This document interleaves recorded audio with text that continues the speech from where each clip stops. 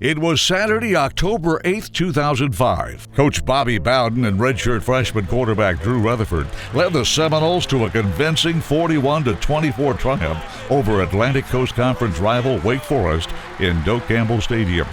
This was the very first Florida State University football game ever attended by Al and Judy Dunlap. Since that momentous day, FSU football has amassed 110 regular season wins, 9 bowl victories, a BCS national championship, and 4 ACC championships. And a foot race for the end zone. The game's first touchdown. It's no coincidence that in that 13-year span, Al and Judy Dunlap have been recognized for having donated in excess of $20 million to Florida State University. Similar to the Dunlaps' magnificent Casa del Mar in Ocala, upon which sits Casa del Sol, Casa del Largo, the farmhouse, the barn, over 75 rescue animals, and more. 180 miles northwest in Tallahassee, Doak Campbell Stadium and surrounding areas have practically been transformed into Casa del Dunlap. There's the Albert J. and Judith A. Dunlap Student Success Center that prepares students for their chosen career paths and develops their leadership abilities. There's the Albert J. and Judith A. Dunlap Champions Club that offers a first-class premium seating experience and special event space for Seminole fans and guests from all over the world.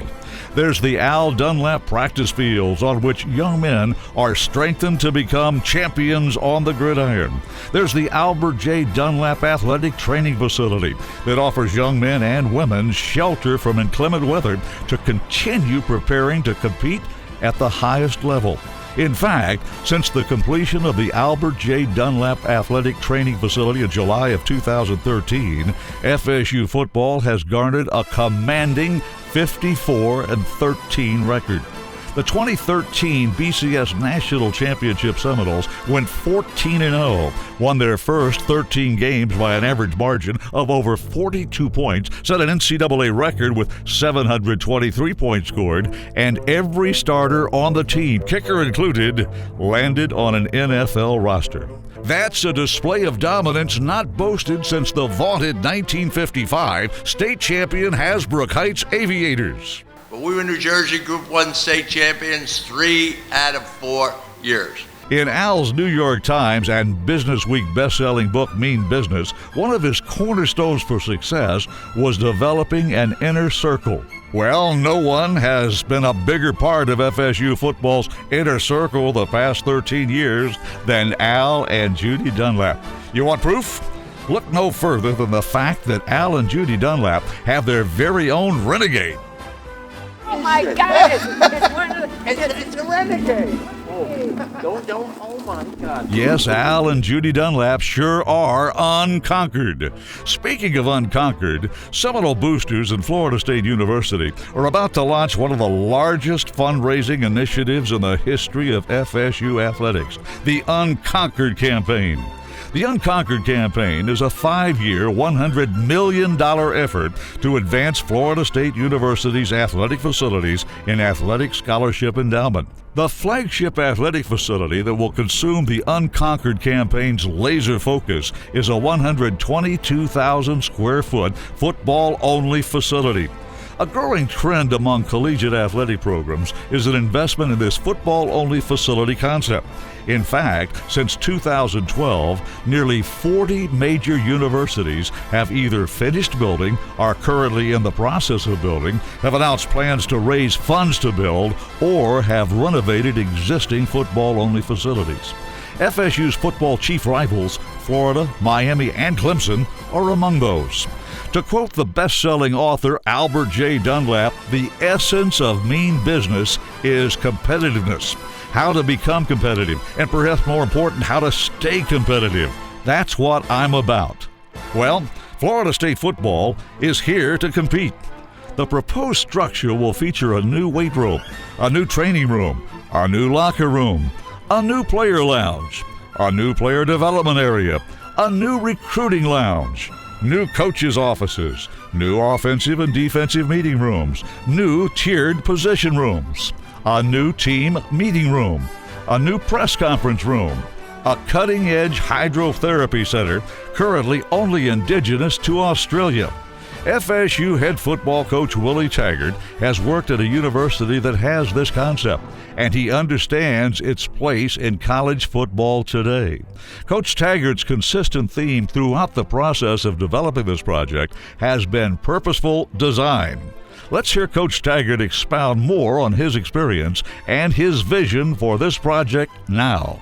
Our football operation has outgrown where we're at, and I think having a football-only facility will allow our guys to have more space, allow it to be more efficient, getting around and getting the work done that we need to get done. And it's so important because of the time restrictions that you do have with the young man. You want to make sure that you're efficient in what you're doing, while also training in the best of the best. It always starts with a vision, then it comes a plan. You got to have a plan, and then you got to have an unbelievable work ethic. And probably the most important thing is you got to have the patience to see it through.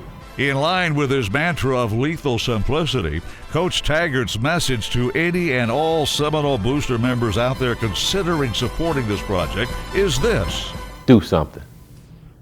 Completion of this football-only facility will also allow the university to take space in Coyle E. Moore Athletic Center, currently being utilized by FSU football, and repurpose that space for academic advising and classrooms. FSU athletics faces significant challenges in that it is unfortunately deficient in this area. Right now, a 10,000 square foot space within Moore Athletic Center is dedicated to academic advising for student athletes of all 20 varsity sports. To put that in perspective, the University of Louisville has 70,000 square feet dedicated exclusively to football. FSU Associate Athletics Director for Student Athlete Academic Services, Dr. Casey King, believes expanding this footprint will benefit her and her team's efforts tremendously.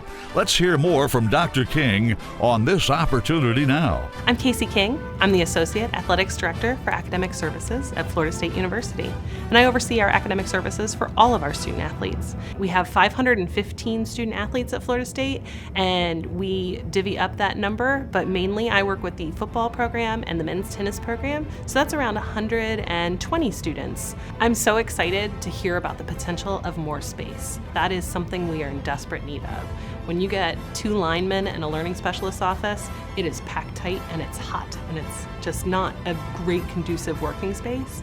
In addition to broadened academic space, implementing the football-only facility will allow FSU's other 19 varsity sports greater access to strength and conditioning areas of Moore Athletic Center, as well as the development of new training rooms and a completely renovated and expanded dining room for all varsity sports.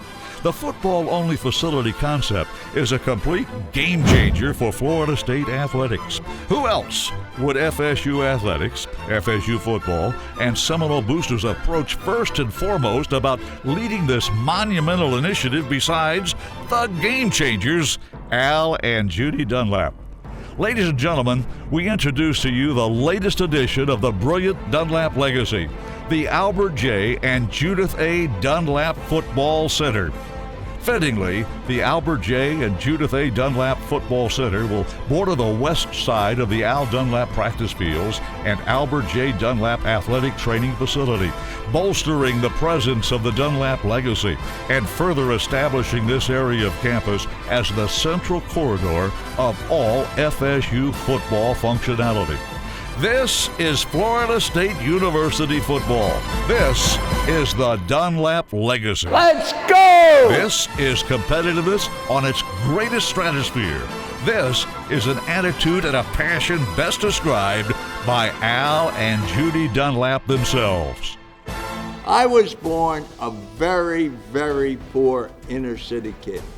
I was born to humble beginnings in Eau Claire, Wisconsin. Athletics gave me the chance to go to college and to get a scholarship.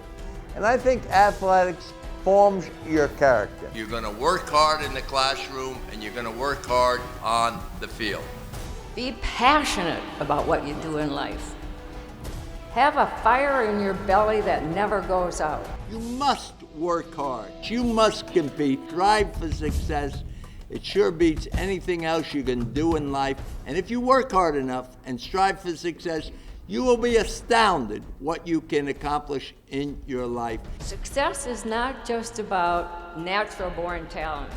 Put in the time, persevere, work harder than other people, and you will do amazing things.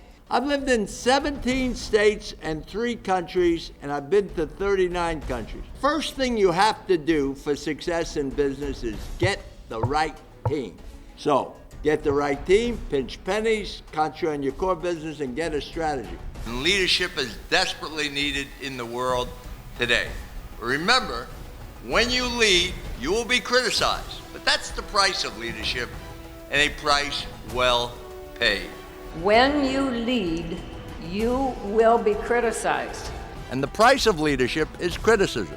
If you lead, you will be criticized, severely criticized. But a leader accepts that and does the right thing. There's only one barrier in life you can't get over. That's the one you put there. The only barrier in life that you can't get over is the one that you put there. If you don't believe you can do something, it will never happen. Achievement, accomplishment is the biggest high there is in life. What a thrill for a little girl from no place to be able to be involved in a project of this magnitude. There is a large price to be paid for success, an enormous price. It is emotional, the emotional drain, physical, the travel, the hours, psychological, all the criticism, but it is a price well paid. Be disciplined, dedicated, and determined. You've got to get a lot of experience. Don't get buried in a job. Once you're doing good, find another challenge and don't let the challenges stop. If you focus like a laser on the job you have, I guarantee you that next promotion will come. It's just like an athletic coach. Take over a losing team, you become a hero. Take over a winning team, so what? Everybody said you're going to win anyhow. And along the way, everyone will tell you what you can't do. Don't listen. They don't know. Set your own goals and be what you want to be. Well, leadership and contribution and with appreciation for teaching us to challenge what is and to continually seek what can be. Demanding more of us than we thought possible, providing us the freedom to perform and showing us that excellent performance today is the foundation for the highest achievements tomorrow. Don't regret yesterday.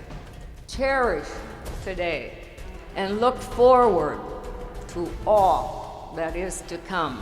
This is an outstanding institution. It's one thing to build the building, but the more important thing is the character, the education, the leadership that you all will build into these fine young people. We did not build a building just to have our name on it.